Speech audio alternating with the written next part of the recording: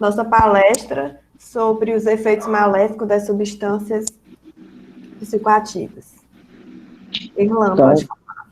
boa noite, gente. Boa noite, professora. A gente vai continuar aqui a falar um pouco sobre as drogas, né, substâncias psicoativas. Só um adendo sobre o que o Arão acabou de falar, que foi muito importante, sobre essa questão dos estudos controlados, né? A gente tem na farmacologia, a gente trabalha com alguns conceitos que são importantes, né? Por exemplo, o índice terapêutico. A gente tem muito sobre isso quando vai tratar da dose de algum medicamento, de alguma droga, como é o caso que ele falou.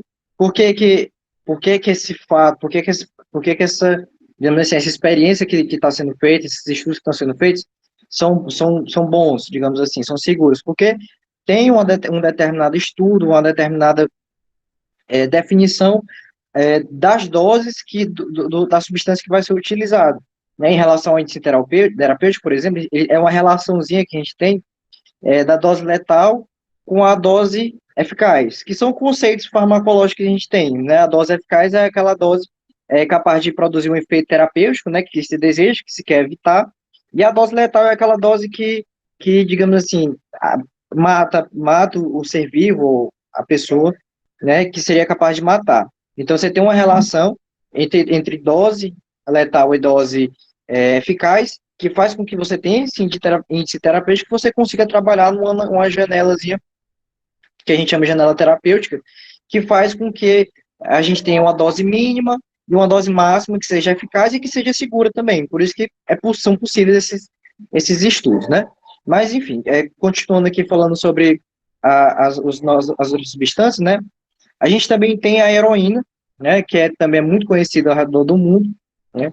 A gente sabe que é uma droga muito forte, uma forte substância psicoativa, né? Ela pode causar consequências bem graves ao organismo. Eu coloquei essa referência porque eu tirei todas essas informações desse artigo, do artigo publicado pela National Institute of Drug Abuse, que ele elenca praticamente todas as sensações, todos os sinais e sintomas que você vai ter quando você faz uso dessa substância. Só para vocês terem uma ideia.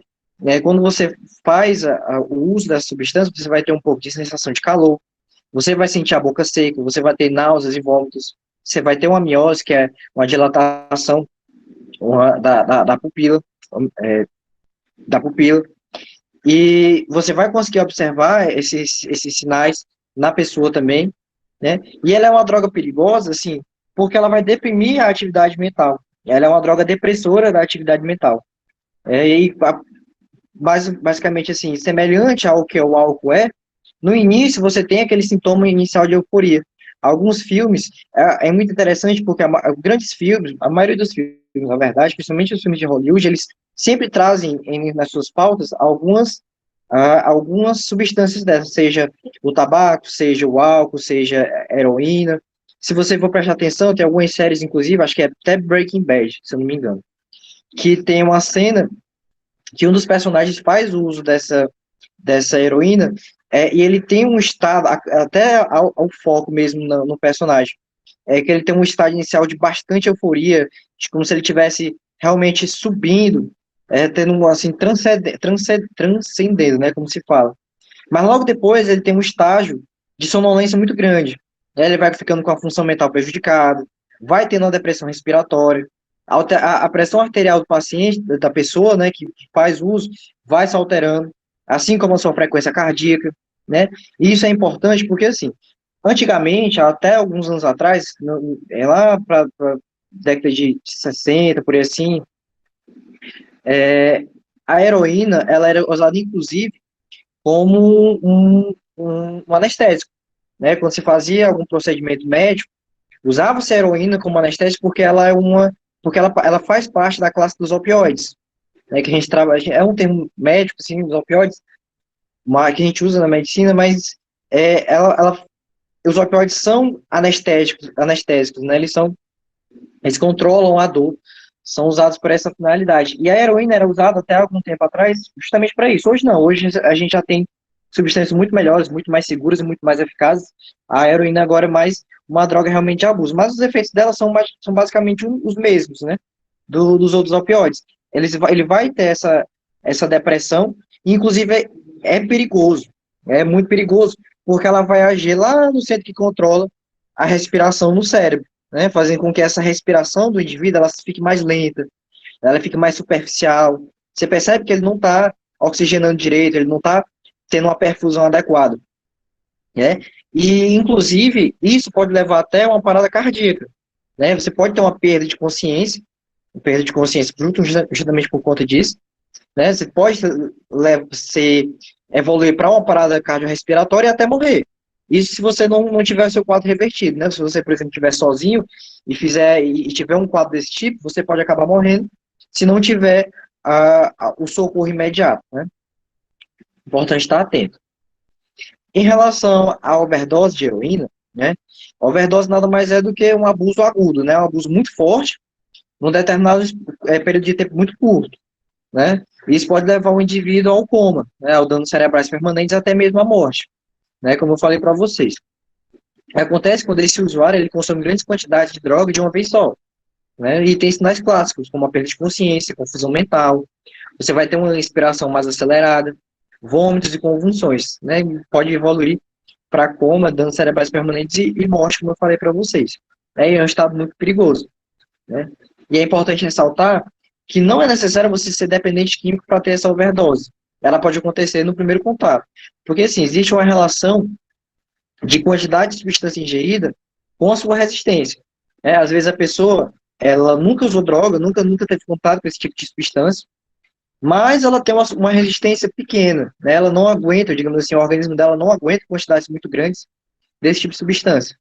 E ela vai e consome uma quantidade de substância muito maior do que ela pode metabolizar, do que o organismo dela tem capacidade de absorver, né, e de processar.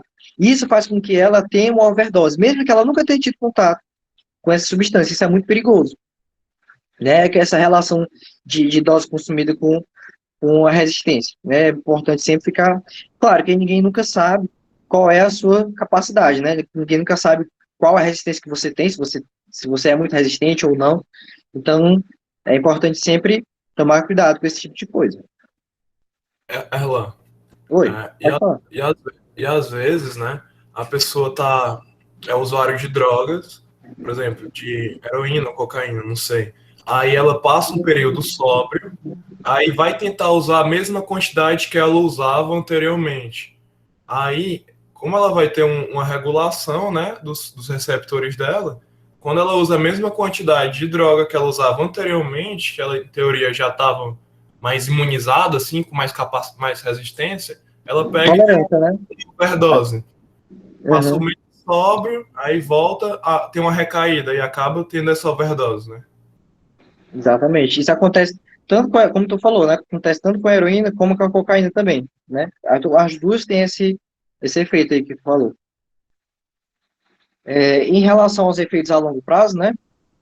Digamos assim, não digo crônico, né? Porque aqui a gente tem um risco não só fisiológico, a gente também vai ter um risco social. Porque, assim, a forma de aplicação, digamos assim, dessa substância, então a gente sabe que é por agulha, né? Por forma intravenosa. Né? E isso é um risco de contaminação por HIV e AIDS, quando você faz o compartilhamento de seringas, né, de agulhas, você pode ter alguém que esteja infectado e você acaba, digamos assim, injetando essa substância com a agulha que foi compartilhada, acaba se contaminando também, né? Mas não só o HIV, a gente também tem a questão da hepatite, das hepatites, né? E de outras doenças infecto-contagiosas, né? Além de, claro, da fratura, do trauma mesmo mecânico, que você, quando você injeta várias vezes, com o tempo, você vai traumatizando as suas veias, né? As veias do braço, principalmente, é comum você observar nos pacientes que chegam com histórico de serem usuários desse tipo de substância, que o braço deles são cheios de traumas, né, de feridas, de hematomas, justamente derivados dessa infiltração das agulhas, né, e outros vasos sanguíneos também, né. Além disso, claro, como o Aaron também falou, da questão da dependência química e da deterioração de algumas áreas do cérebro. Então, ao longo do tempo, você vai consumindo, E justamente por conta daqueles efeitos que eu falei anteriormente, você pode acabar tendo também deterioração de algumas áreas do cérebro. Outra substância que eu queria falar para vocês é em relação ao êxtase, né? Que é uma anfetamina, um estimulador da atividade central, ela é uma estimuladora do cérebro, digamos assim.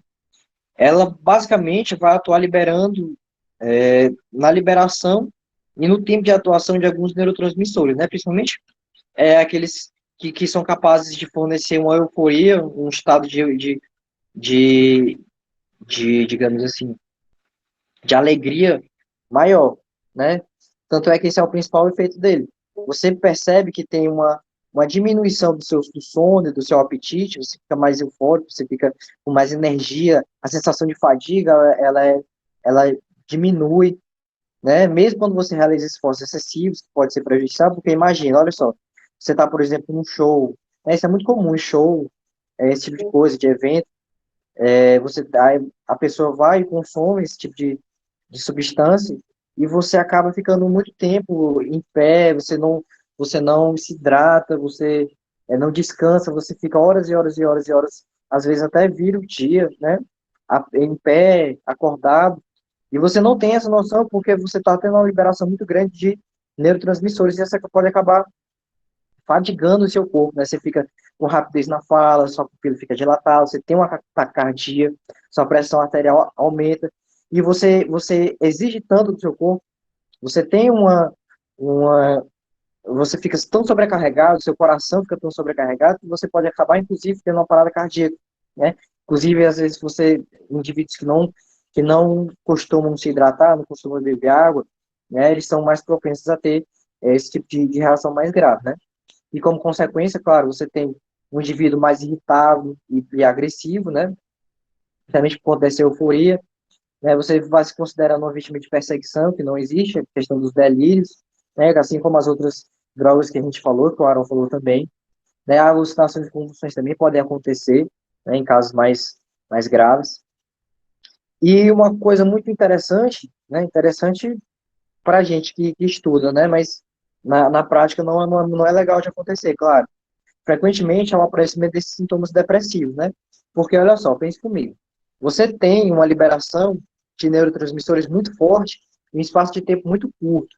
Você está lá e tudo, e é como se fosse, digamos assim, uma caixa d'água, né? Você tem a caixa d'água repleta, cheia, e coisa que é para durar, digamos assim, um mês, né? Fornecendo água para casa, se você pega e abre um buraco muito grande, aquela água toda ela vaza, ou seja, em algumas horas você acaba com toda a água que você tinha, né, que deveria durar para um mês. A mesma coisa acontece com os nossos neurotransmissores, né, guardadas as devidas proporções. Foi uma analogia um pouco mais a grosso modo, né, mas mais ou menos a mesma coisa. Você tem uma determinada quantidade de neurotransmissores, mas naquela hora você acaba liberando eles muito, muito rápido, né, de uma vez só. E você acaba tendo uma depressão posterior, porque você fica com menos energia, com menos ânimo, você perde a motivação, porque você não tem mais neurotransmissor, você gastou tudo naquele momento. Então, nos dias que se seguem, 2, 3, 4 dias depois, você tem essa sensação de desânimo, de falta de energia, né? Você não tem uma motivação para as coisas, porque você não tem mais uma quantidade de neurotransmissores suficiente para lhe dar essas sensações. Bom, a penúltima droga que a gente vai trabalhar aqui é em relação à cocaína, né? Que também é amplamente conhecida ao redor do mundo, né? Quem nunca ouviu falar da cocaína, que também é um estimulante da atividade mental, né? Sendo que os efeitos dela têm um início bastante rápido, né? Uma duração bem breve.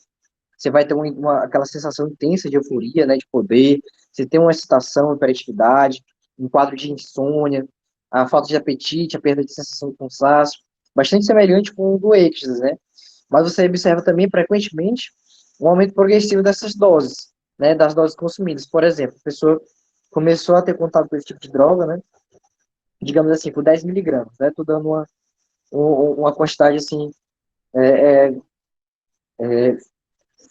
hipotética.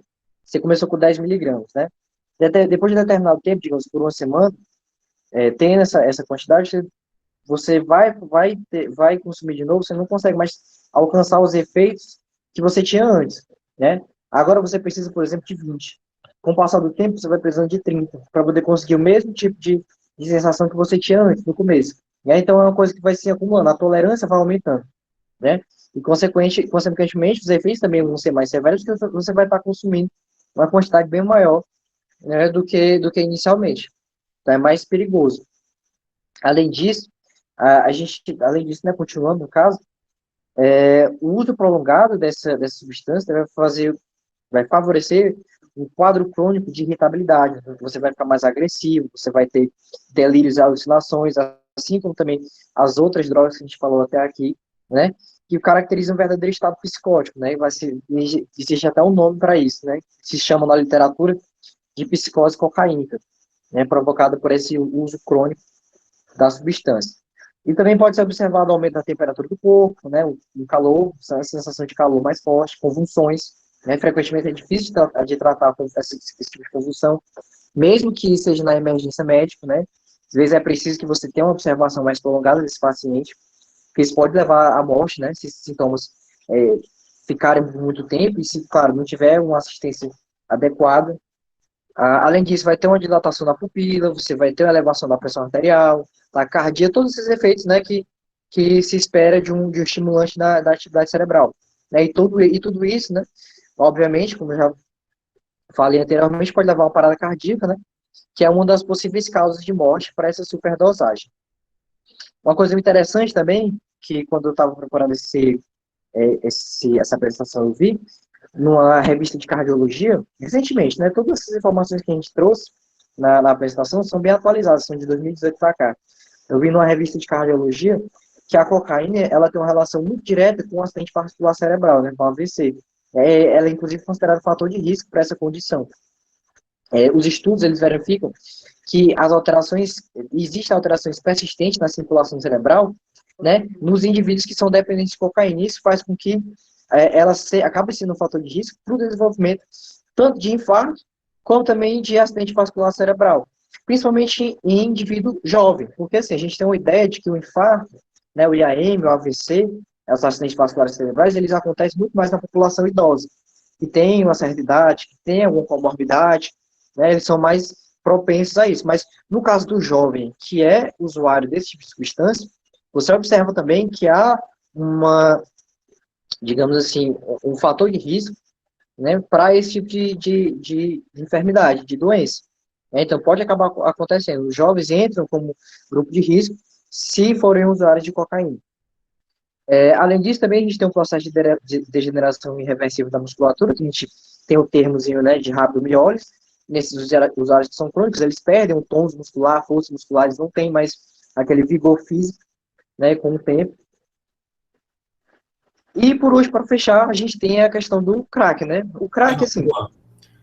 Só, só adicionando aqui, é que recentemente, né, eu tinha lido que estava começando a virar uma febre na Europa, era a cocaína ética, sendo esse ética entre aspas, né? É porque, em teoria, segundo eles, essa cocaína que eles traziam da Colômbia ou de outros países não envolvia morte, destruição de naturezas, sendo que é uma grande fake news, sabe? Que no final, para a produção do próprio produto, envolve cartéis, tráfico de pessoas, morte de gente, milícias, tipo, o ética era tipo uma forma de gourmetizar essa droga, entendeu? Para se vender melhor de uma forma, digamos assim, mais bonita entre a população, sendo que no final era a mesma coisa. Morte de indivíduos para produção, tráfico de armas, tudo envolvido assim nesse mercado que movimenta, né? Inclusive, muitos filmes, como eu falei naquela hora, também trazem, principalmente os filmes que tratam da década de 70, 80, 90, principalmente quando tinha a questão do cartel do Pablo Escobar e tudo mais, que tratam justamente disso que tu está falando, dos impactos socioculturais, socioeconômicos da cocaína, né? Porque durante vários anos ela foi a principal substância, digamos assim, traficada internacionalmente, gerou bilhões aí para os cartéis e tudo mais, e até hoje também ainda é motivo de preocupação de governos e tudo mais. Então, realmente, não tem como fugir disso, não tem como ter essa cocaína ética, realmente, ética, né? Porque, enfim, é uma série de problemas sociais que vão estar atrelados, não tem como fugir disso, né? Não é só isso, essa parte legal também, as mulheres que elas são tipo aviãozinho, né?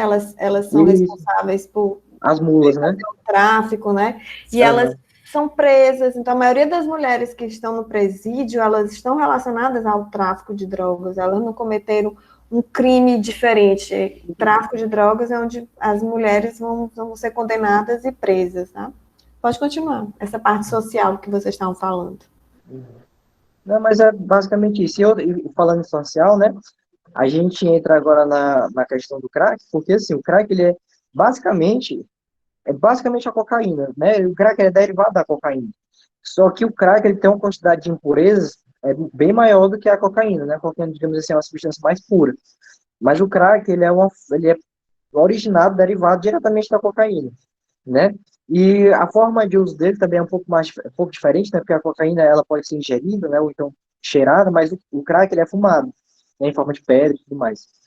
Mas o consumo continuado dele, né? Tem efeitos de curto e médio prazo que vão se acumulando e vão permitindo, né? O surgimento de efeitos a longo prazo que pode durar meses, anos e até mesmo irreversíveis. Além, claro, de todos esses problemas físicos, o crack é hoje um dos principais problemas sociais, né? Acho que justamente por conta dele ser derivado da cocaína, né? Ele pega esse posto de droga mais perigosa, né? Tanto é que a gente tem as cracolândias, né? Principalmente lá em São Paulo, né? Nessas grandes metrópoles, você percebe, quase que diariamente você tem notícias nos jornais e tudo mais que tratam desse tipo de coisa, né? Dessas áreas, de indivíduos marginalizados e tudo mais por conta desse consumo do crack, porque ele é bem mais agressivo, né? Ele tem digamos assim, um efeito mais pesado, né? Mais forte, mas ele também tem um efeito bem mais curto, né? Ele tem um grau de impurezas bem maior e pode acabar provocando danos físicos e psíquicos, né? Como intoxicação, né? Vai provocar um aumento da pressão arterial, vai ter essa agitação psicomotora, taquicardia, dilatação da pupila, semelhante a aumento da temperatura do corpo, né? Sudorese, tremor, tontura e ideia de perseguição, semelhante ao que é com a cocaína, quando você tem esse tipo de intoxicação. Em relação ao pulmão também, aqui a gente vai ter mais um agravante, porque, como eu falei, né, ela é fumada. Então, como ela é fumada, você traz essas impurezas para o seu pulmão, né? Você traz essas impurezas respiratórias e acaba fazendo com que algumas pessoas tenham uma tosse com produção de escarro enegrecido por conta da fuligem, da fumaça, né? Às vezes a pessoa fuma e não tem nenhuma uma coisa assim que diga que é bem mais agressivo do que o tabaco, do que o cigarro, né? Você tem uma dor no peito também, você pode ter uma dor no peito com ou sem falta de ar, né? Você presença de sangue, aquela expectoração sanguinolenta, é, por conta justamente das agressões ao pulmão, do epitélio pulmonar, né, do parênquima pulmonar, quando você tem o escarro. E nos indivíduos que têm asma, que são asmáticos, você percebe uma piora bem grande nessa condição, né? Além disso, também a gente tem aqueles danos cardiovasculares, né? Pode ocorrer infarto agudo, arritmia, isquemia. Óbvio, né? Se é o mesmo princípio ativo do crack é a cocaína, então ele vai cair também naquela história do AVC e dos infartos, né? Vai ter uma predisposição maior a essas condições. Na questão neurológica, você tem uma dor de cabeça bem forte, uma cefaleia muito forte, você pode ter tontura, inflamação dos vasos cerebrais, né, atrofia cerebral, convulsão, e o acidente vascular cerebral, como eu acabei de falar para vocês, né? No trato digestório, você pode ter a presença de náusea, dor abdominal, perda de apetite. Tanto é que se você vê a figura do indivíduo que faz o uso do crack, ele é aquela figura mais magra, né? Que não tem, você percebe que nutricionalmente ele não tem uma composição correta, ele não tem uma nutrição correta, da forma como deveria. É aquele indivíduo mais magro, realmente. Além disso, infecções sexualmente transmissíveis, né? Porque tem comportamento de risco, assim como na questão da heroína, aqui também, principalmente mais até do que na heroína, na verdade, você tem um comportamento de risco associado, né? À prostituição, justamente por troca, para troca nessas substâncias. Você vai ter outros aspectos também, aspectos assim mais químicos, por exemplo, com associação ao álcool, né, que pode aumentar o risco de complicação, né, porque você tem uma interação, no caso da medicamentosa, né, uma interação de substâncias que podem acabar provocando uma morte súbita, né, uma morte muito mais rápida do que quando você ingere, usa, né, sozinho. Pode ocorrer também intoxicação por metal, porque algumas pessoas, né, alguns usuários fumam aquela questão da latinha, né, bota a pedra na lata e fuma e faz a ingestão, a inalação, né, e esse metal da latinha pode acabar se soltando, alguns fragmentos, algumas moléculas podem se soltar e acabar entrando no sistema, né, da pessoa e acabar provocando intoxicação por metal. Além disso, lesão do fígado, né, dos rins, dos músculos, queimaduras em mãos e bocas. Isso é muito, muito frequente, né, em usuários desse tipo de substância, porque quando eles vão e acendem, né, para fazer o uso da pedra, eles acabam queimando as mãos, a boca, né, o nariz, porque chegam com essa substância perto da face e acabam tendo essas queimaduras, essas marcas, essas lesões. Né? Então, tudo isso são danos físicos e psíquicos que o crack pode causar.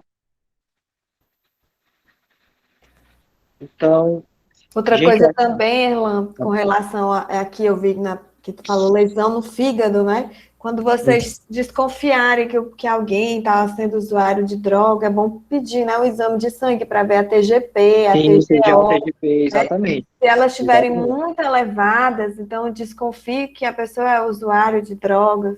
Pode ter Né? E além informação disso, pode para causar problema no pâncreas, pancreatite, uma série de complicações realmente agudas no fígado. Né? E é bem nos outros sistêmica órgãos. também, né? Exato, é bem sistêmico. Você percebe que tem alteração desde o cérebro até órgãos mais viscerais, né? mais profundos. Então é uma coisa bem ampla, bem sistêmica, muito prejudicial. Eu vi que pode causar até cirrose, né? No longo, se Sim, usar por até muito mesmo por tempo. conta da associação com álcool, né? Se você tem a associação com álcool, ainda é mais perigoso ainda do que quando você inala, né, sozinho. Principalmente quando você tem essa ingestão do álcool, você tem esse problema hepático mais acentuado. Então, gente, era isso. Eram essas drogas, essas substâncias que a gente queria trazer para vocês, para discussão. E agradeço pela atenção de todos. Uma boa noite.